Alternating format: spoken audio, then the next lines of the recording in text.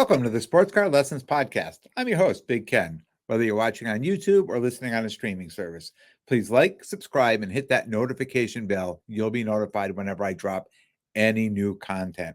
Welcome. Thanks for being here. Well, a few days home from vacation. I'm feeling more rested. I got some sleep. I'm feeling more energetic. Um, Getting really excited. For next week, we got 5 days until the national. And if you're going, you're probably as excited as I am. And if you're not, you're probably having or going to have serious FOMO. Um, I don't know if I had to miss it. I couldn't imagine being home and watching content and seeing everybody there. I would definitely be sitting home with serious FOMO. So I'm excited. I'm glad I'm going. I hope everybody who's going is as excited as I am. A lot of people refer to the national as the Super Bowl of the hobby, but unlike the Super Bowl, the hobby continues. Right, the Super Bowl, and then all of a sudden, football season's over, and we got to wait for it to come back. But can't be the Super Bowl because we're as soon as it ends, we're still playing, right? Some call it the new year of the hobby. I agree a little bit more with that statement. Um, it's this big lead up to the national. Uh, but then after the national, it's still the hobby, right? It's right back to I guess we could say, BTN and ATN, right? Before the national, after the national, because it almost feels like a reset in the hobby, even though it's not. It somewhat feels like a reset.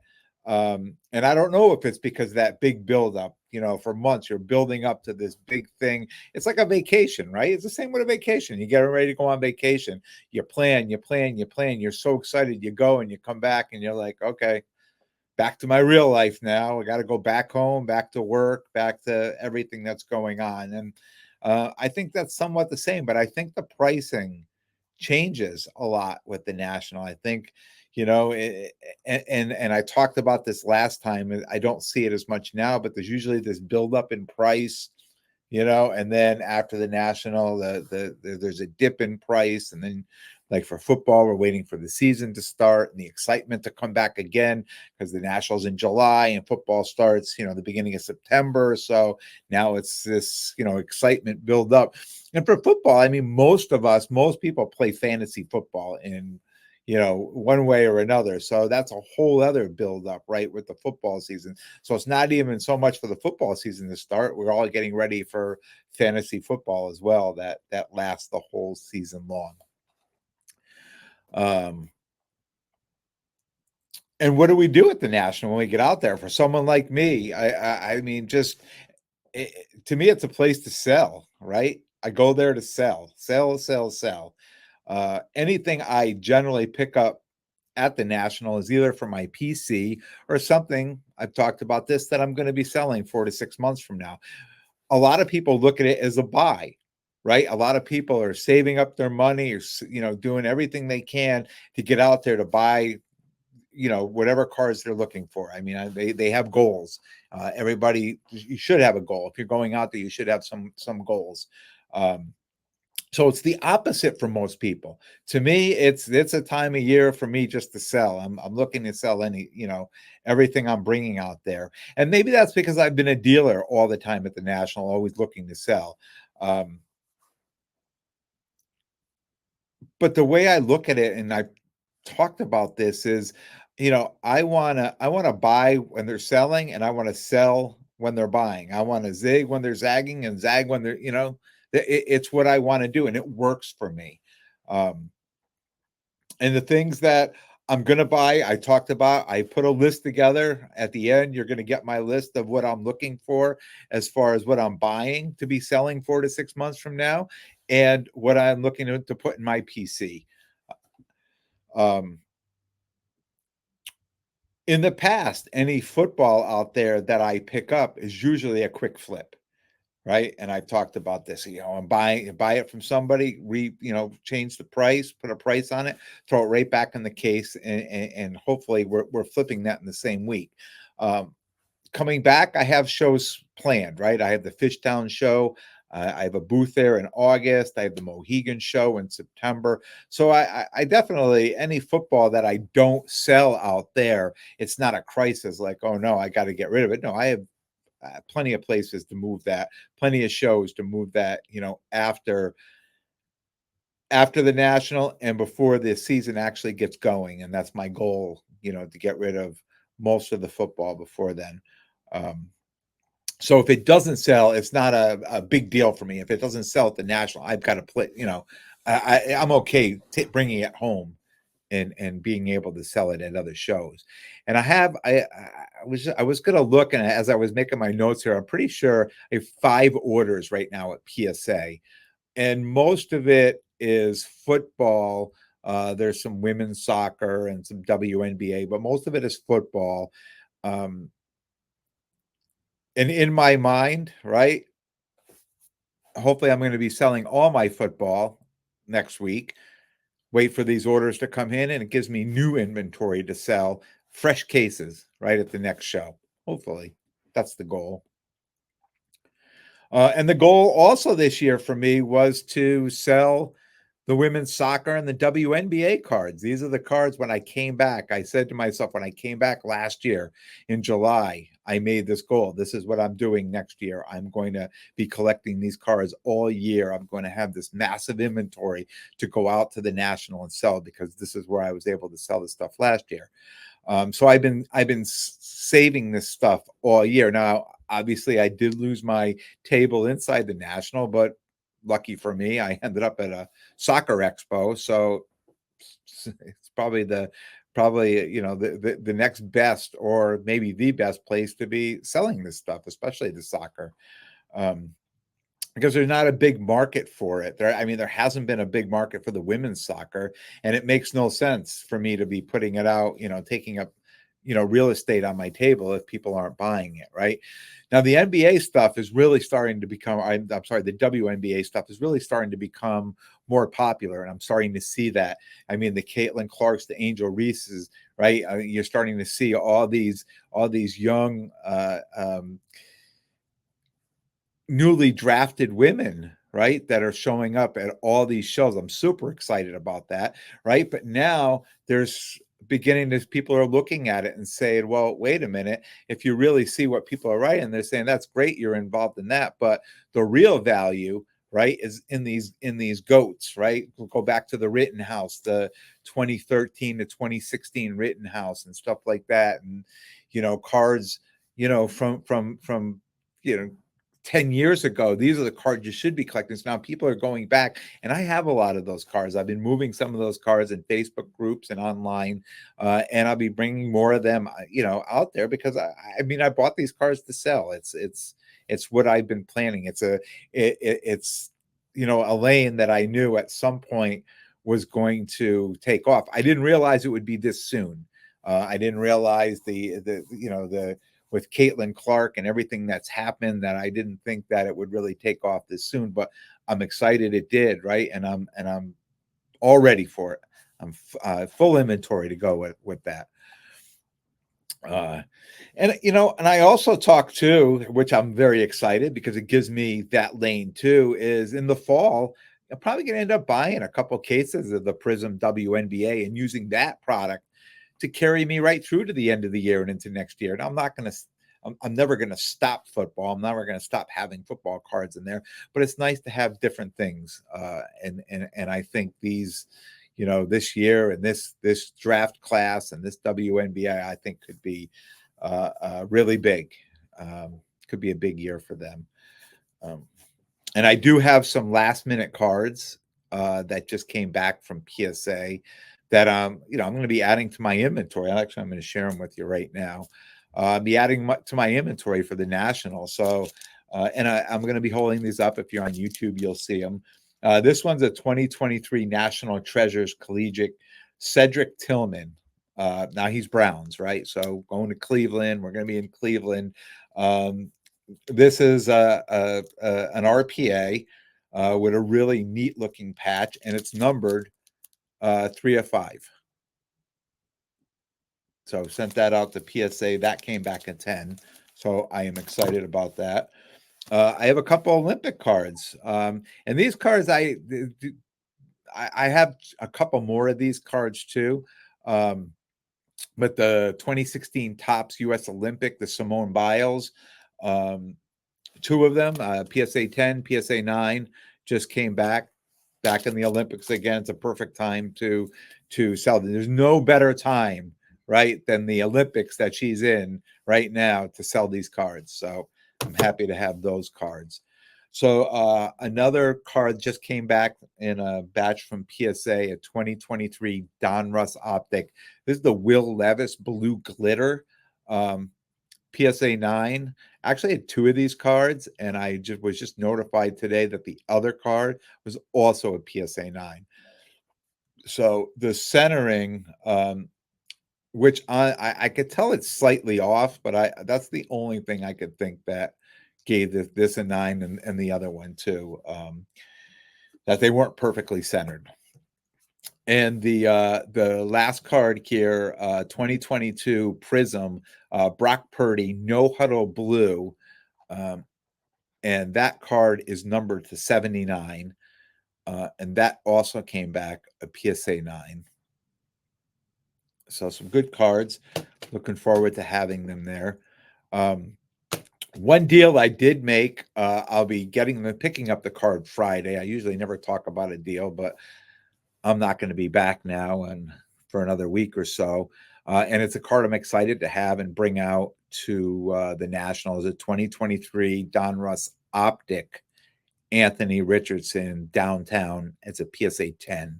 So I made a deal with for that card that I'll be meeting the seller on Friday to pick up that card. So I'll have that to take with me out there.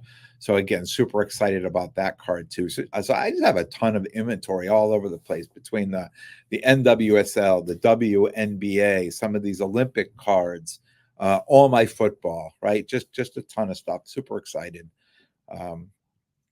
So we're excited to have all these cards in my case, right? But it's sell time, right? It's go time to sell, and hopefully it will be a good week next week. So when you're planning, you're planning to go to the National, we all want to think about the cards, but we have to think beyond the cards, right? If you want to have a great experience out there, I mean, we're all going because of the cards, but there's some extra things that you got to think about. And I thought this would be a great time for me just to, throw out a top 10, right? Just a top 10 list of things I'm thinking about, because this is my first time walking the National too, right? I've been there, and even standing there all day, for 5 days. I mean, if you're going for the whole week, that's 5 days of being on your feet, right? So my number one is, get yourself a new pair of sneakers, right? Super comfortable. Slightly break them in, right? Wear them for a few days or a week just to make sure everything's good, then put them aside and then bring them out there, right?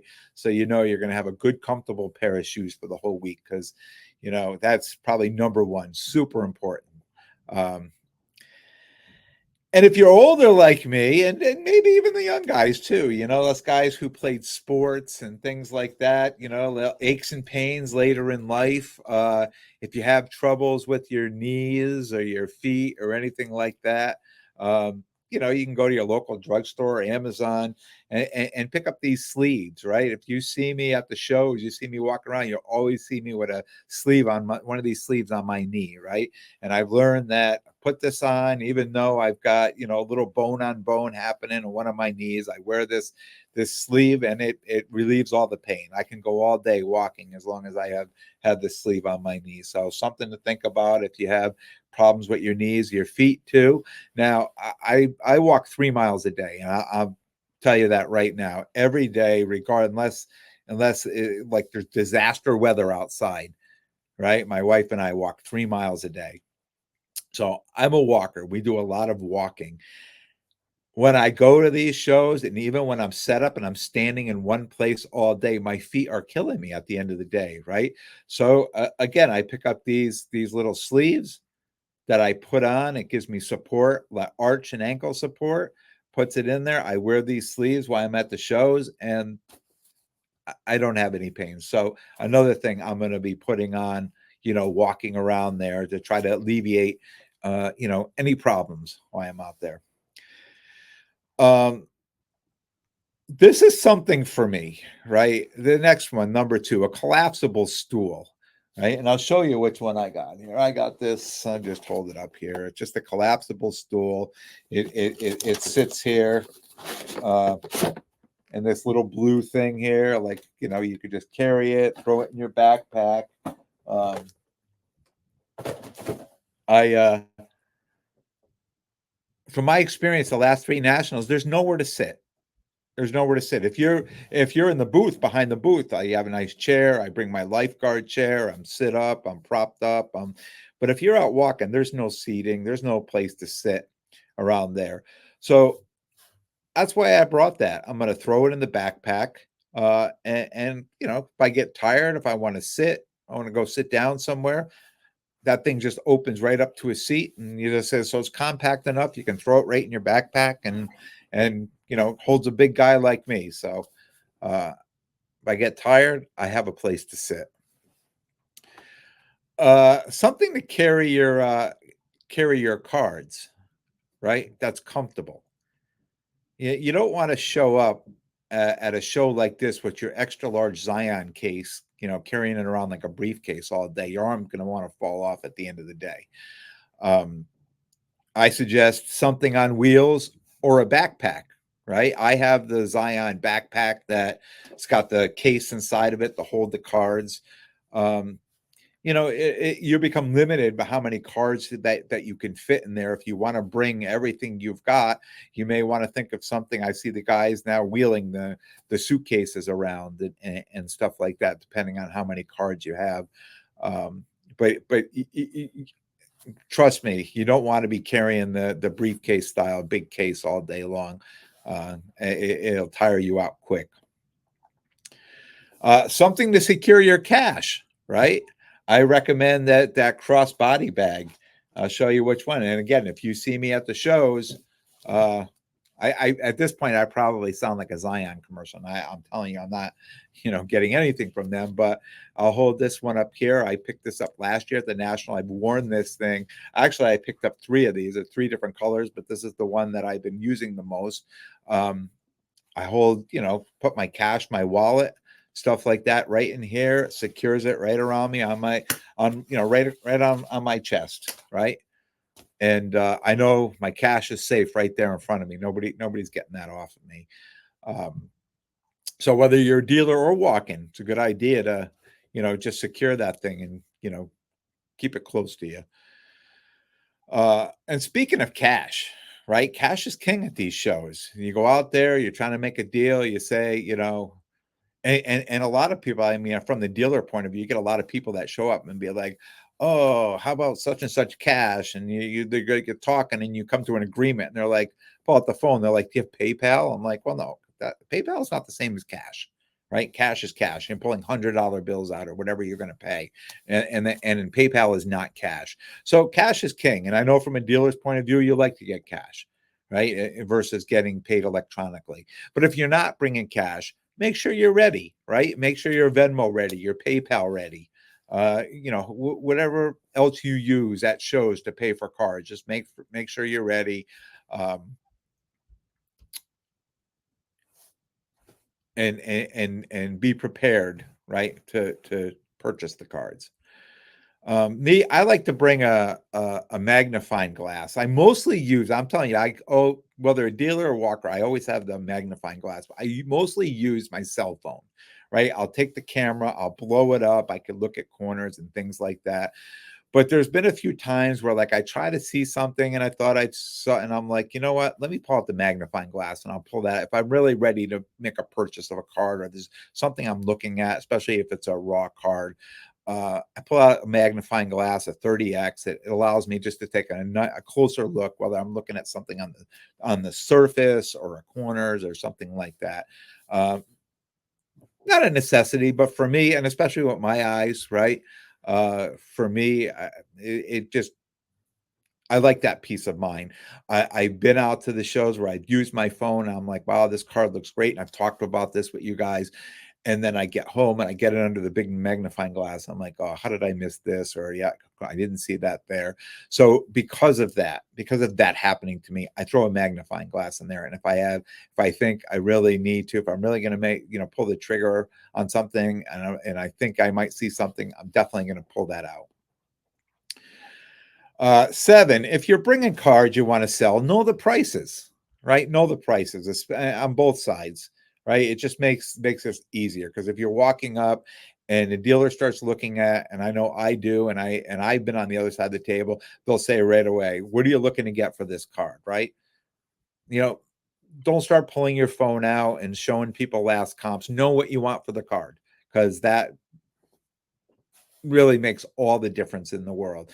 If you know what the value, you know what the last 3 sold, say it. I mean, that's what I say as a dealer, right? I say, "Hey, look, I'm looking to get 700. The last 3, there was a 695, a 710, and a 725." Right? Those are the last 3 sales on there. And they'll pull out the phone and they'll look it up, but at least you look like you know what you're talking about. You mean business, and usually if somebody comes like that, I'm willing to probably meet them closer to where they are versus if they show up, be like, "I don't know, I'm looking to get the best I can for the card," like that type of thing. I know they say never, in a negotiation, never name the price first, but I think in this situation, everybody's looking at the same thing. Everybody's pulling out the phone. Everybody's looking at the same thing, and you may be high on your card. Right? You may be high in your card. You may say, "Look, hey, look, I know the last sale was 700, but I'm pretty firm at 800, and that will if the dealer looks at that or hears that, they may say right away, "Well, oh yeah, okay, I'm all set," right? And you just you made it easy for both of you to not get a deal done. Or the dealer may say, why would you be firm at 800? And you may say, "Hey, that's a really low pop card. They don't come for sale much, um, the equivalent for whatever your reason is saying that." But right, you gives you the opportunity to put that out there, right? Just food for thought on something like that. But either know your price, and I talked about making a spreadsheet.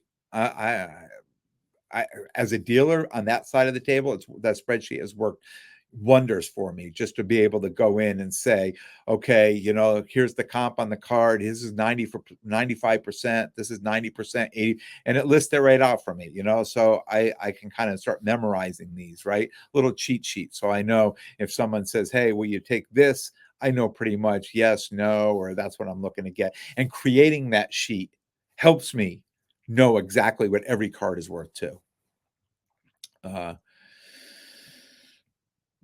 and if you're looking to buy the cards, do your research, know what you're willing to pay on the card, right? It's always good to negotiate, but if you go out there and you see the card that you're looking for, right? And they say there's two different, schools of thought here. If you're at the National and you see the card you want and it's within reason the price, you should just buy it, right? And other people say go out there, if you find it, mark down the booth number and move on, because if chances are if you see it here, you're going to see it at another table, and try to get the best deal. Of course, always try to get the best deal. I just know on busier days at the National, if somebody would come up and say, "Oh, what's your best on that card?" and I would give it to them, and they'd be like, "Okay, what's your booth number?" And they'd leave, and like 10 minutes later, somebody come by and buy the card. They'd be back an hour later. They're like, "Hey, didn't you have that?" I'm like, "Yeah, that card's long gone." Right? So just know how rare that card is, or, if it's how not rare it is. If you're going to see it, in almost everybody's case, then you could pretty much name your own price somewhere in that room. But if it's kind of a special card or a rare card or something that it's scarce, that you finally found it, you don't see it often, if it's within price, within reason, on the reasonable price, you should probably jump on it. Here's the bigger guy talking. It's always a good idea to bring snacks, right? I'm gluten free, right? So there's not a lot of things. I can't show up at the shows and buy chicken nuggets and things like that, So I'm always thinking I need to throw some snacks in my bag, and I make it so I can put a water in there too. So I go to some of these shows. I'll freeze a couple waters, right, and then I leave them in the car. I can go in and come back out and grab a water and go back into the show. It's always nice to me. It's always nice just to kind of, if you're at a point where you need a little break, just to walk out. If the parking lot's not too far away or the parking garage, just walk out, just walk to the car, take a break, some fresh air, get a fresh water, and head back inside. Sometimes I bring my lunch, leave it in a cooler in the car, and I'll go out there and I'll eat it as well. Number 9. One thing I did, when I had Joe from Premier Sports on a few episodes ago, he brought up a good point about using a black light, the ultraviolet light, to check the PSA cards for their legitimacy. So that's something I kind of looked up. We talked about it. I looked it up on YouTube. So I ended up buying one of those lights that I'm going to bring with me. But it was an interesting thing when I looked up on YouTube. There was also people showing you with that light how you can check $100 bills too quickly to see if they're legit or not. Now I've never had any trouble ever with fake bills, but there's another use for that light as well. So it's always good to know that. And finally, 10, have a plan. Know how many days you're going. If you're going to go for 1 day, 2 day, 3 day, 4 to 5, whatever you're going for, make a plan. Make a plan. You know what you're going to do during the day. Know what you're going to do at night. Make plans with people for dinners and things like that. I already have a couple reservations that I've already made in advance. For food, eating one's a dinner and one's a lunch, right? So I just kind of make plans, know what you're going to do out there. It's okay to go out there without a plan, but when you get there, kind of know, am I going to do, the SoCo Expo on Thursday and this other after show on Friday and a trade night?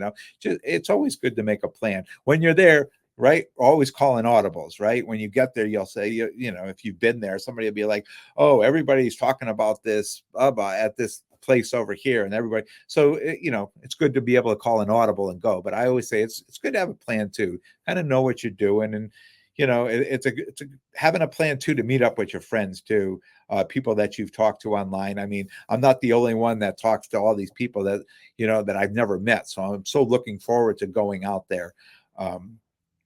To that I'll be meeting people and that I talk to all the time, and I've never actually met in person. And I tell people, all the time, this year, SoCo Expo, Thursday, Friday, Saturday night. That's where I'm going to be, 6 to 12. If you're out there, come see me there. If not, I'm going to be walking the National during the day. The other days I'm there, Tuesday through Sunday. I know it starts on Wednesday, but I'll be getting in on Tuesday. I'll be driving home Sunday. I'm sure there's a ton more stuff, that I could probably come up with, but these are my top 10 right now. I'm used to being behind the table for the 5 days. So this is going to be new to me as well, being out there walking around. If nothing else, it's going to give me a lot of content and a lot of things to talk about over the next few weeks coming back. And finally, these are the things I'm looking for when I get out there. Right? I put a little list together. Now I'll probably add or take away between now and then, just content that I'm listening to and things that I'm seeing and hearing. But right now, the NCAA college women's basketball, Paige Beckers, I've already started picking up a ton of her stuff, hoping for big things for her next year. Juju Watkins is another one. And both of their prices, and even the third one is Kiki Rice. Now, Kiki Rice, her prices aren't as high as the other two, but those prices are rising. And I was at a point last year when I was doing this, and I'm like, oh, I think those Caitlin Clark cards are just too expensive. I'm not going to get involved. I could get in trouble, buying those cards. And I really said, geez, you should have really listened to your gut and bought some more of those cards when you're out there. So this year I'm doing it, regardless of what's going to happen. I'll be buying the Paige Beckers, the Juju Watkins, and the Kiki Rice, and I think they're going to be um, profitable for me. On the football side, the college football side, a couple quarterbacks, probably no surprise to anybody, but Carson Beck and Shedeur Sanders, looking to pick up some of their autoed cards. Not going crazy, and I say crazy, not like I'm investing myself into Paige Beckers and Juju Watkins, but having enough of those cards that hopefully they're going to pay some dividends, instead of buying just everything I can, just, hand pick some nice autos, hopefully some PSA 10s, something I can just put aside and hope they'll pay dividends in 4 to 6 months from now. I also know Hendon Hooker. His cards are still pretty reasonable, and I've talked about him. I'm still picking up cards of his.